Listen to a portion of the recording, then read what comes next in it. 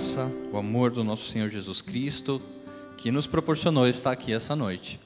Então, se você está aqui essa noite, é porque Cristo morreu por você. Porque Cristo é o único que pode nos conceder a salvação. É uma alegria estar aqui com os irmãos, vendo muitos rostos conhecidos, alguns não tanto, mas é sempre uma alegria estar aqui de volta ao berço, né? Como o presbítero Newton falou, nascido, criado, onde minha amada esposa se converteu, onde nossa filha nasceu e poucos meses deixamos a igreja. Ainda nos encontramos bastante nas festas de aniversários, em alguns churrascos, então estão bem próximos do nosso coração, como sempre ficarão. Eu convido os irmãos a abrir a palavra de Deus no Evangelho de Lucas. O Evangelho de Lucas, capítulo 9, versículos de 57 a 62. Uma das séries que eu tenho trabalhado com a igreja de Santo Amaro, quando tenho oportunidade de pregar lá, são alguns encontros que certas pessoas têm com Jesus. E nesses encontros, Jesus põe à prova a fé dessas pessoas. Em João 2, 23, diz que quando Jesus vai a Jerusalém e realiza muitos milagres, muitos criam em seu nome, mas Jesus não se deixava ser crido. E essa é uma das passagens onde Jesus vai utilizar de argumentações muito severas. Nós vamos ver aqui que Jesus vai pegar pesado com essas pessoas. Jesus vai no ápice do coração dessas pessoas, para trabalhar a questão de que os verdadeiros discípulos de Jesus o têm como prioridade acima de todas as coisas. Então, se você diz ser um discípulo de Jesus, ou se você quer ser um discípulo de Jesus, Jesus aqui está fazendo uma contraprova para você, para mim. O autor, Lucas, nós vamos ver que ele não usa algumas particularidades que nos sinóticos tem nesse texto, exatamente para abranger o máximo de pessoas possíveis. A questão é, você é um discípulo de Jesus? Você quer ser um discípulo de Jesus? Então Jesus vai ter um papo com você e fazer alguns questionamentos para tratar o seu e o meu coração. Acompanha comigo. Evangelho de Lucas, capítulo 9, versículos 57 a 62. Diz assim a palavra de Deus: Indo eles caminho afora, alguém lhe disse: Seguir-te-ei para onde quer que fores. Mas Jesus lhe respondeu: As raposas têm seus covis, e as aves do céu ninhos, mas o Filho do homem não tem onde reclinar a cabeça. A outro disse Jesus: Segue-me. Ele, porém, respondeu: Permite-me ir primeiro sepultar meu pai. Mas Jesus insistiu: Deixe os mortos o sepultar os seus próprios mortos. Tu, porém, vai e prega o reino de Deus.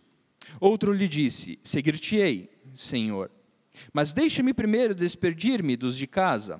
Mas Jesus lhe replicou: Ninguém que, tendo posto a mão no arado, olha para trás e é apto para o reino de Deus. Estamos no começo do ano, acabamos de passar pela virada do ano e certamente, mesmo que implicitamente, mesmo que subjetivamente, a sua cabeça fez metas para o ano de 2019. Você colocou prioridades na sua vida, você estabeleceu coisas que de 2019 não passa. Eu, por exemplo, coloquei voltar a praticar exercícios. 2019 é o ano de praticar exercício. Até agora não consegui cumprir, mas tenho fé. Talvez você colocou como prioridade para esse ano juntar dinheiro. Ou gastar o dinheiro que juntou.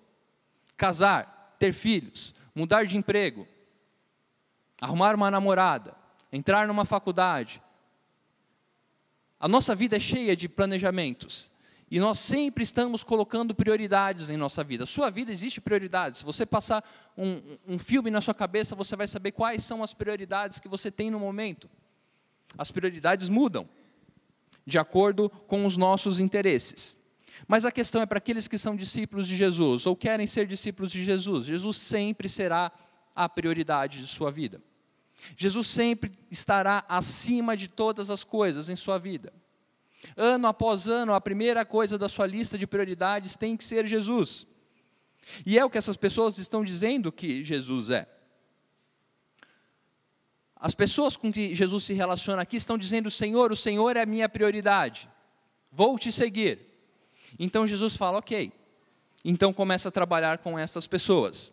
E a primeira pessoa que encontra Jesus nessa passagem diz: Jesus, seguir-te-ei para onde quer que o Senhor for. Onde o Senhor for, lá estarei, Senhor.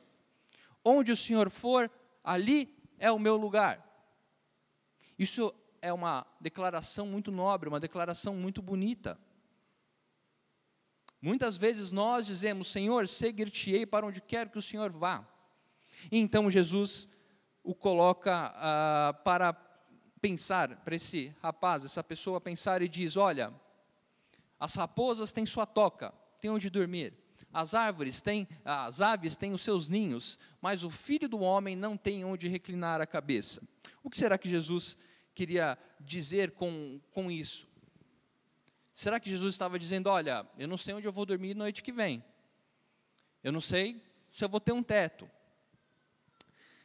Creio que não, porque os evangelhos nos ensinam que Jesus, de uma forma ou de outra, sempre teve um lugar para onde se aconchegar. Desde o seu nascimento, Jesus sempre teve um lugar para reclinar a cabeça. Os evangelhos nos mostram que quando Jesus ia a uma cidade, ele mandava seus servos entrarem antes, preparar um lugar. Então, se a natureza proporciona as raposas, a toca, as aves, os ninhos, o que será que tiraria o lugar para Jesus repousar? O que será que impediria que Jesus tivesse um lugar para repousar, que Jesus está apresentando aqui? A verdade é que Jesus está apresentando a este homem a certeza de rejeição. A certeza de que ele será rejeitado. E todos aqueles que estiverem com ele serão rejeitados por esse mundo. Quer ver? Vamos dar uma olhada em algumas passagens onde mostra como Jesus foi rejeitado durante o seu ministério. Abra a sua Bíblia em Lucas 4, algumas folhas anteriores. Lucas 4, versículo 29 a 30. Quando Jesus vai pregar para os seus, está na sua terra natal, está onde ele bem conhece, onde as pessoas o conhecem, então ele prega, ele fala quem ele é, ele expõe que ele é a promessa ao seu povo, e no versículo 29, olha a resposta do povo. E levantando-se, expulsaram-no da cidade, e o levaram até o cimo do monte sobre o qual estava edificada, para de lá precipitarem para baixo. Ou seja, para jogar Jesus de cima do morro. Jesus, porém, passando por entre eles, retirou-se. Veja, um pouquinho mais para frente, Lucas 23, de 13 a 25.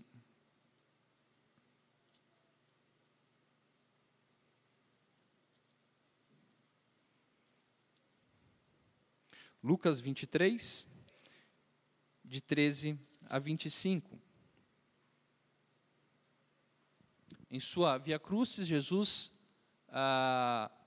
de certa forma, sendo defendido por Pilatos, que diz: olha, eu não tenho nada contra esse homem que seja digno de morte, o máximo que eu posso fazer é lhe dar uma pena, lhe dar chibatadas e soltá-lo. E olha a resposta então. Então, reunindo Pilatos, os principais sacerdotes, autoridades e o povo, disse-lhes: apresentaste-me este homem como agitador do povo, mas tendo interrogado na vossa presença, nada verifiquei contra ele dos crimes que os acusais. Nem tampouco Herodes, pois nolo tornou a enviar. É, pois, claro que nada contra ele se verificou digno de morte. Portanto, após castigá-lo, soltá-lo-ei. E era-lhes forçoso soltar-lhe um detento por ocasião da festa. Toda a multidão, porém, gritava: fora com este, solta-nos Barrabás. Barrabás estava no cárcere por causa de uma sedição na cidade e também por homicídio. Desejando Pilatos soltar a Jesus, insistiu ainda. Eles, porém, mais gritavam: crucifica-o, crucifica-o. Vá até Mateus 8, 34.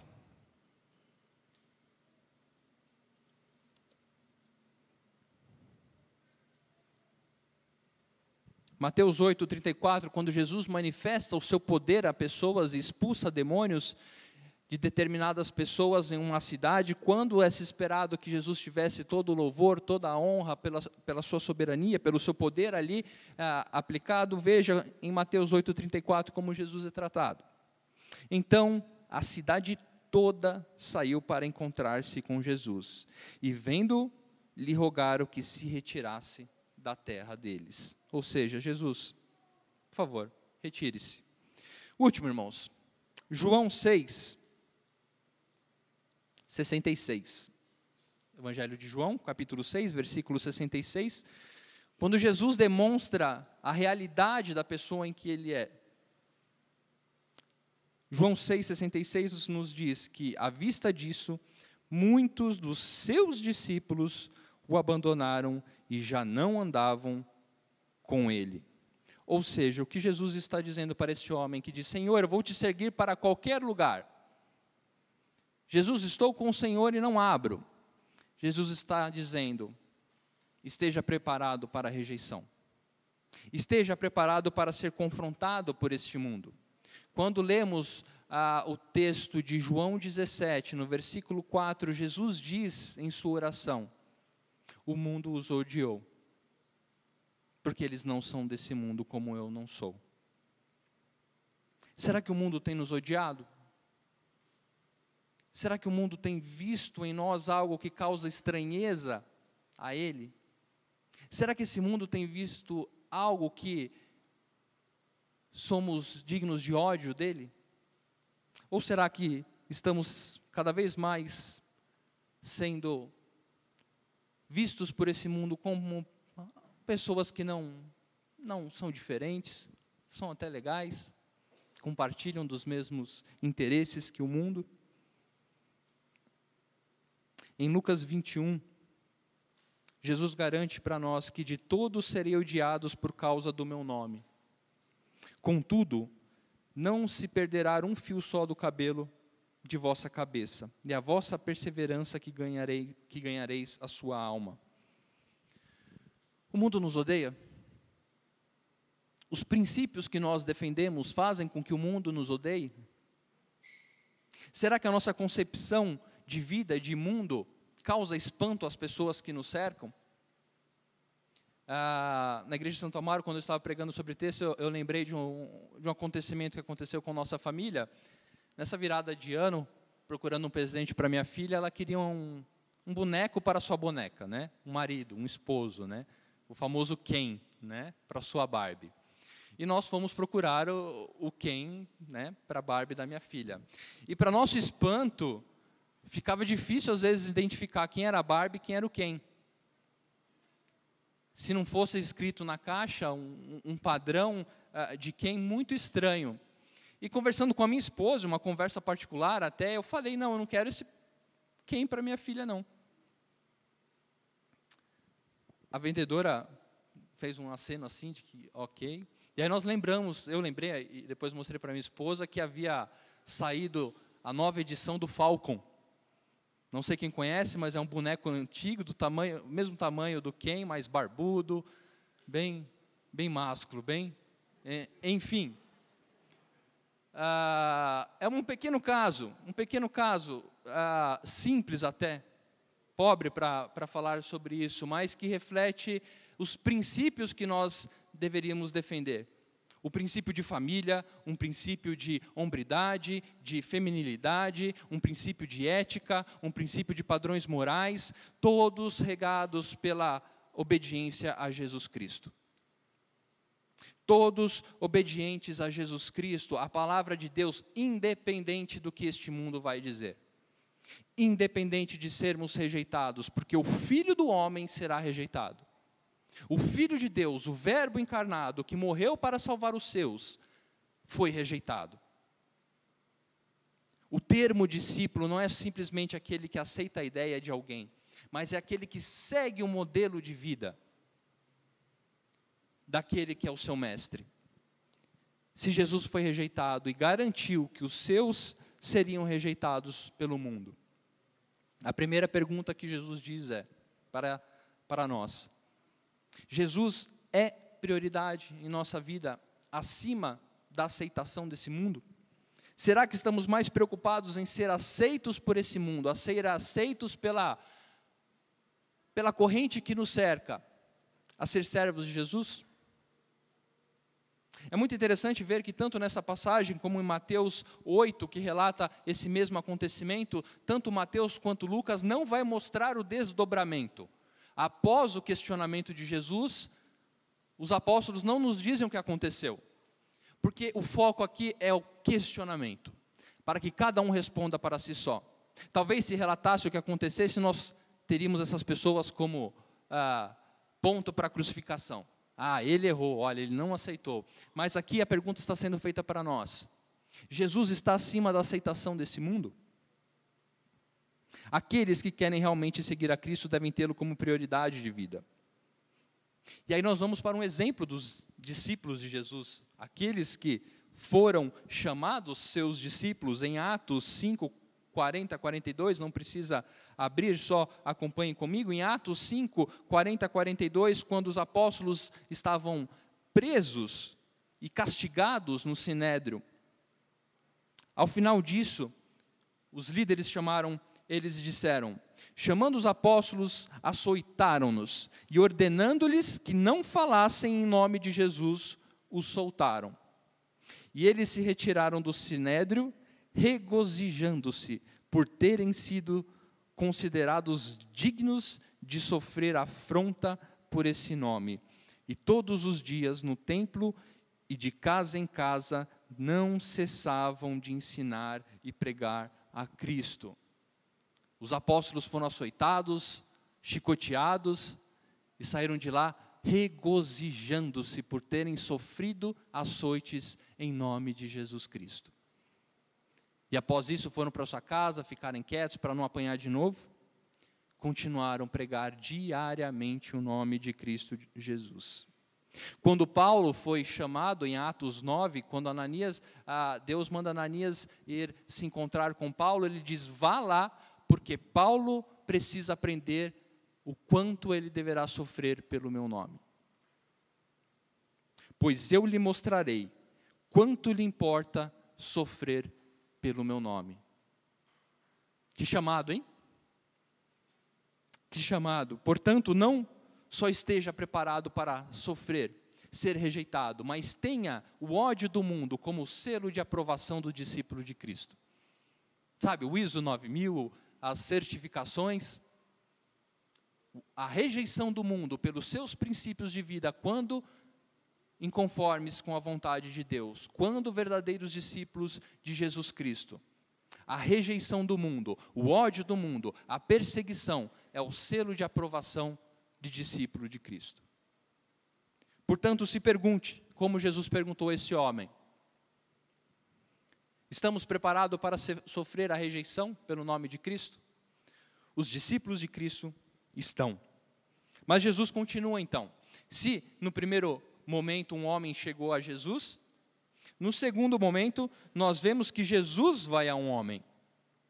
No versículo 59 nos diz que a outro disse Jesus. Dessa vez Jesus foi a uma pessoa e disse: segue-me. Ele, porém, respondeu: permita-me ir primeiro sepultar meu pai. E Jesus insiste: deixe os mortos ou sepultar os seus próprios mortos. Jesus está progredindo a sua prova àqueles que querem ser seus discípulos ou dizem ser seus discípulos. Jesus aqui não está condenando o ato desse homem. O ato de sepultar os pais, assim como hoje, é algo muito nobre, mas quanto mais nesse tempo, nesse período, onde qualquer dever cívico ou religioso era cancelado se você tivesse que sepultar os seus pais. Era uma honraria merecida e você não tinha que prestar satisfação ou não fazer por qualquer outra coisa. Talvez esse homem estivesse pensando que ele utilizou dos mais nobres motivos e que a resposta de Jesus seria: não, claro, pode ir. Ou talvez até receber um elogio de Jesus: nossa, que homem comprometido com a sua família. Mas o que a Bíblia nos diz é que Jesus insistiu com este homem. Como os evangelhos nos dizem, Jesus conhece os corações, e aqui o que nós estamos tratando não é o fato, mas o princípio. O princípio que Jesus está querendo dizer é: quem é a prioridade? Os nobres motivos não podem ser mais prioridades do que o nosso Jesus. Minha vida acadêmica, minha carreira profissional, nobres motivos não podem superar Jesus como prioridade. Não podemos nos esconder atrás de nobres motivos. Aqui alguns autores, alguns teólogos divergem sobre o que Jesus queria dizer com esse: deixe os mortos sepultar os seus próprios mortos. Alguns dizem que Jesus está dizendo que quem se preocupa com isso são mortos espiritualmente. Outros afirmam que o que Jesus está querendo dizer é que essa tratativa com os mortos já não é mais válida. Deixe os mortos com o reino dos mortos, por conta da resposta que Jesus dá: tu, porém, venha pregar o meu reino. Independente de qual seja a vertente teológica que defina esse termo, a questão é, o foco é: nobres motivos não podem ser superiores a sermos discípulos de Jesus. A sua vontade por uma boa carreira, estabilidade econômica, não pode ser aquilo que substitui Cristo como a maior prioridade de sua vida. Jesus não está condenando que você faça uma faculdade, que você tenha um bom emprego, que você se esforce, mas isso não pode ser prioridade de vida. Eu não estou conseguindo seguir a Cristo porque eu estou precisando dar mais tempo à minha família. Se a sua desculpa para não seguir a Cristo é a família, significa que você não está realmente dando o que importa à sua família. Não há coisa maior que um pai pode dar para um filho, ou para uma filha, ou para uma esposa, que ter Cristo como prioridade de vida. Não tem nada melhor para uma esposa dar à sua filha, ao seu filho, do que ter Cristo como prioridade de vida. Prioridade. E todos desfrutarão disso. Então, o que Jesus está nos ensinando, o segundo ponto, é que nobres motivos não devem ser superiores ao discipulado de Cristo. E aqui é muito interessante que, assim como no primeiro ponto, Lucas não utilizou, mas Mateus indica que esse homem a qual Jesus tratou sobre a rejeição era um escriba, ou seja, Mateus indica que era um escriba que foi falar com Jesus, e Jesus está falando da rejeição, ou seja, escriba, esteja pronto para perder toda a notoriedade que você tem no âmbito judaico. Esqueça isso. Aqui, Mateus nos mostra que essa pessoa a quem Jesus chamou era um discípulo de Jesus. A Bíblia nos ensina que Jesus não teve somente os 12 discípulos. Assim, quando Jesus sobe aos céus, há uma escolha de um segundo discípulo. Mas há um outro com ele. Nós temos a escolha de Matias, mas é precisado lançar sortes para escolher entre Matias e José, Barsabás. Ou seja, Jesus teve outras pessoas do seu círculo mais próximo. No capítulo 10 mesmo de Lucas, mostra que depois Jesus envia 70 para pregar. Então este homem aqui era um homem dentro do círculo próximo a Jesus. Talvez por isso que Jesus foi até ele e disse: olha, siga-me. Talvez para os dias de hoje seria alguém que já está na igreja há muitos anos, alguém que cumpre todas as normas religiosas.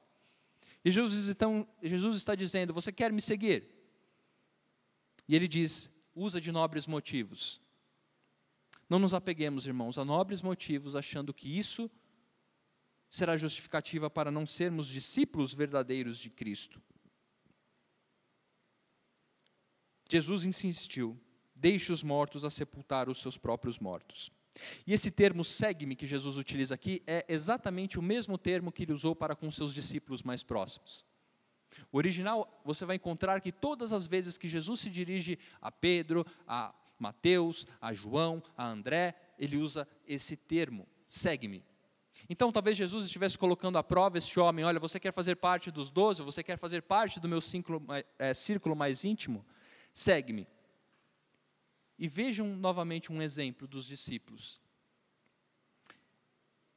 Em Mateus 4, Lucas 5, nós temos quando Jesus chama os discípulos, não precisa abrir, só acompanhem comigo, quando Pedro e André são chamados por Jesus com essa mesma frase, ou com essa mesma expressão, segue-me. A palavra diz que Pedro e André, então, eles deixaram imediatamente as redes e o seguiram. Quando Tiago e João foram chamados, então eles, no mesmo instante, deixando o barco e seu pai, o seguiram. Deixando os seus afazeres e o seu pai o seguiram. Quando Mateus foi chamado, ele se levantou e, deixando tudo, o seguiu. Nós lemos João 6,66, que mostrou que havia um grupo de discípulos mais próximos de Jesus que o abandonaram em determinada época. E nessa mesma passagem, Jesus então olha para os seus discípulos e diz: à vista disso, muitos dos seus discípulos o abandonaram e já não andavam com ele. Então perguntou Jesus aos 12: porventura quereis também, vós outros, retirar-vos? Respondeu-lhe Simão Pedro: Senhor, para quem iremos? Tu tens as palavras de vida eterna, e nós temos crido e conhecido que tu és o Santo de Deus. Certamente os discípulos de Jesus não eram desocupados, que seguiram a Jesus simplesmente porque não tinham nada melhor para fazer. Os verdadeiros discípulos de Jesus o têm como prioridade de vida, e não se escondem atrás de nobres motivos. Preciso estudar mais, preciso trabalhar mais, coisas que realmente são louváveis, mas que muitas vezes servem de cortina para seguirmos a Cristo verdadeiramente. Então, Jesus continua. Mateus não apresenta esse próximo diálogo, mas Lucas nos fornece que Jesus então vai para o último ponto dessa contraprova para aqueles que querem ser os seus discípulos. Jesus então recebe de uma outra pessoa novamente a afirmação de que quero te seguir. Versículo 61, outro lhe disse: seguir-te-ei. Mas Jesus então vai questioná-lo novamente, porque este homem fala: seguir-te-ei, mas antes, deixa eu despedir dos meus pais. E Jesus diz: não. Aquele que põe a mão no arado e olha para trás não é apto para o reino de Deus. Novamente, Jesus não está condenando o amor, o cuidado com a família. O que Jesus está trabalhando são os princípios. O que Jesus está dizendo é que nós não podemos ser saudosos com aquilo que nos impede de seguir a Cristo. Nós não podemos ter aquela saudade daquilo que nos separa de Cristo. Elias, quando chamou Eliseu, teve esse mesmo questionamento. Eliseu falou: Elias, deixa eu me despedir dos meus pais. Elias falou: vai, pode ir. Jesus não está condenando isso. Jesus está trazendo o princípio que estava em jogo aqui. Saudosismo. Não podemos ser saudosos, irmãos, com aquilo que nos separa de Jesus Cristo. Não podemos ter aquele gostinho daquilo que fazíamos, que era contra a vontade do nosso Deus. Novas criaturas em Cristo Jesus, salvo pela graça mediante a Cristo Jesus para uma nova vida. Mas certamente o nosso coração é igual ao povo de Israel quando sai do Egito, vê com os próprios olhos o mar se abrir, passam pelo mar com pés enxutos, veem o exército do Egito ser consumido pelo mar, e logo em seguida a primeira dificuldade, a primeira ronco no estômago de fome, diz: quem nos dera estivéssemos no Egito, com nossas panelas de carne, um assado, uma batata. Muitas vezes somos, como o povo de Israel, saudosos por aquilo que nos separava de Cristo. Os verdadeiros discípulos de Cristo não colocam a servidão a Cristo em uma balança. O verdadeiro discípulo de Cristo, o verdadeiro filho comprado pelo sangue de Cristo, não põe numa balança para ver o que vale mais. Não podemos ser saudosos. Este é o princípio que Cristo nos ensina em Lucas 9, 23, uma página anterior. Jesus vai dizer que aquele que quiser seguir-me, tome a sua cruz. E aquele que quiser salvar a sua vida, perdê-la-á. Aquele que quiser ser um filho de Deus, remido pelo sangue de Cristo, tem que ter a compreensão, a certeza de que não há nada melhor do que seguir a Cristo. Não importa se a cruz não foi maior do que Ele. A cruz de Cristo ou a saudade pelo pecado. Ou a saudade pela prática de vida, vícios, conversas que você ainda tem e que não agradam a Deus, piadas que você ainda ri, estilo de vida que você vive, que não são aptos para com o reino de Deus. Os discípulos mais próximos de Jesus compreenderam isso, o que é carregar a cruz de Cristo, o que é perder a sua vida.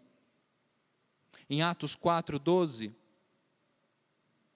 os apóstolos dizem, quando confrontados: não há salvação em nenhum outro, porque debaixo do céu não existe nenhum outro nome dado entre os homens pelo qual importa que sejamos salvos.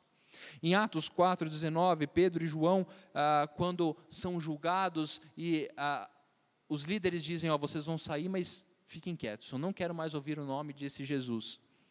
Então Pedro e João lhes responderam: julgai se é justo diante de Deus ouvir-vos antes a vós outros, do que a Deus, pois nós não podemos deixar de falar as coisas que vimos e ouvimos. Quando Paulo diz que para mim o viver é Cristo e o morrer é lucro, ele está nos ensinando isso.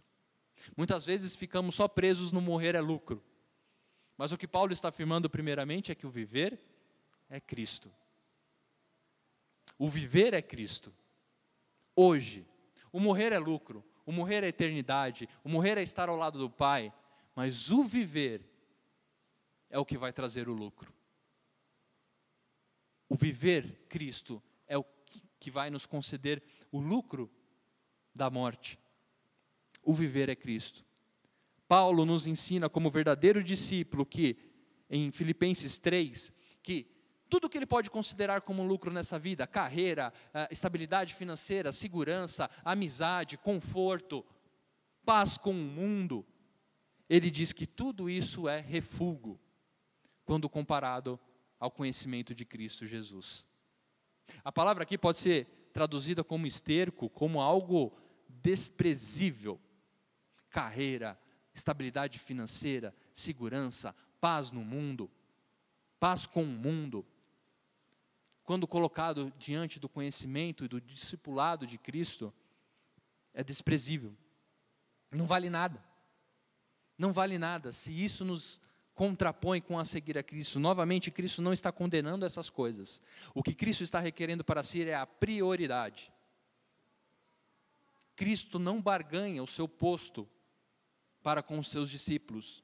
Cristo não reparte o seu posto de mestre, porque foi Ele quem concedeu a salvação aos seus.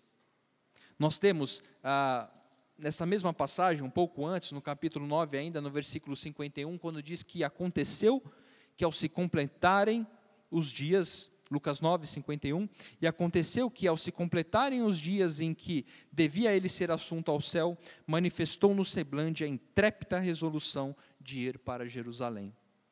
Cristo sabia qual era a sua missão. Cristo sabia qual era o caminho que deveria percorrer. Cristo sabia o preço que iria pagar. E então ele começa a ouvir um dizer que quer primeiro se despedir dos pais, outro que quer sepultar as suas mães, ou seja, desculpas ou justificativas. Senhor, eu quero segui-lo, mas... Senhor, eu vou para onde o Senhor for, mas... Os discípulos de Jesus, quando tratam a sua servidão, não existe mais. Jesus pagou o preço, Jesus percorreu o caminho. Jesus nos concedeu a nova vida. Se você não acredita nisso, Jesus não vai mudar quem Ele é. Agora, se você acredita e quer seguir junto com Jesus, saiba que é esse o modelo. Rejeição desse mundo. Somos peregrinos nesse mundo. Não deveríamos estar contentes em estar numa estabilidade, muitas vezes com este mundo, aceitação, muitas vezes nos opondo, nos omitindo de expressar o que achamos sobre as verdades da vida, simplesmente para não causar transtornos ou turbulência. Jesus diz que seriam colocados pais contra os filhos, filhos contra seus próprios pais. Jesus é prioridade em todos os âmbitos da vida. Jesus não compartilha o seu posto. E é isso que Ele está nos ensinando. E é isso que Ele está nos garantindo. Vejam que não é uma palavra somente de apontamento ou de contraprova de Jesus, mas é o caminho que Jesus nos ensina para estarmos felizes quando formos rejeitados, para não olharmos para trás. A metáfora do arado é exatamente isso. O arado, não sei quantos conhecem, mas é uma máquina que você coloca em um animal para fazer caminhos na terra, fazer trilhos, e ali você vai plantar. E tem que ser certinho. Jesus está dizendo que aquele que olha para trás, aquele que tem saudade da antiga vida sem Cristo, quando volta, todo o caminho se desfez. Jesus nos ensina que certamente muitas coisas reivindicarão o seu posto de prioridade. Na nossa vida, muitas coisas irão querer tomar o lugar de prioridade. Assim como o povo de Israel, muitas vezes vamos ser saudosos por coisas que fazíamos, mas que não agradavam a Deus. Por muitas vezes vamos colocar nobres motivos para nos distanciar de um relacionamento, de uma comunhão com Deus. Tempo com a família, dedicação ao trabalho, dedicação aos estudos. Não são práticas condenáveis por Cristo. Mas aqui a questão é prioridade. Cristo tem que ser a prioridade dos seus discípulos. Não há como ser discípulo de Cristo sem defender isso. Os discípulos feitos como filhos de Deus, como diz João 1, a nós fomos dados o nome de sermos chamados de filhos de Deus. Somos ovelhas que ouvem a voz do seu pastor. E quando ouvem a voz do seu pastor, o reconhecem e o seguem. Jesus está fazendo esse mesmo chamado para nós. Eu não tenho onde encostar a cabeça. O que Jesus está dizendo é: estejam preparados para a rejeição. Tenham a rejeição do mundo como selo de aprovação. Não caiam no erro de usar nobres motivos para justificar o seu distanciamento de Deus. E por último, não tenha saudade daquilo que te separa de Deus, daquilo que te separava. Se Jesus Cristo o comprou, isso deve ser riscado de sua vida. Não tenha saudades daquilo que o separava de Jesus Cristo. Mas como diz o último versículo, esteja feliz por ser aquele que está apto ao reino de Deus. Esteja feliz por fazer parte daqueles que são chamados filhos de Deus. O Evangelho são boas novas, boas notícias. Não são notícias ruins. Para aqueles que não creem, certamente serão. Se você não crê nisso, eu lhe apresento as boas novas do Evangelho. Se você não crê em Cristo Jesus como Senhor e Salvador da sua vida, eu lhe apresento um Cristo que morreu por você e que te proporcionou uma nova vida. Uma vida de rejeição hoje, mas de glória eterna. Uma vida de proximidade, sem justificativas para separação. E uma vida de que novas coisas foram feitas. Que o Senhor nos abençoe a continuarmos querendo ser discípulos de Cristo, mas sabendo como e almejando cada vez mais estar dentro deste padrão.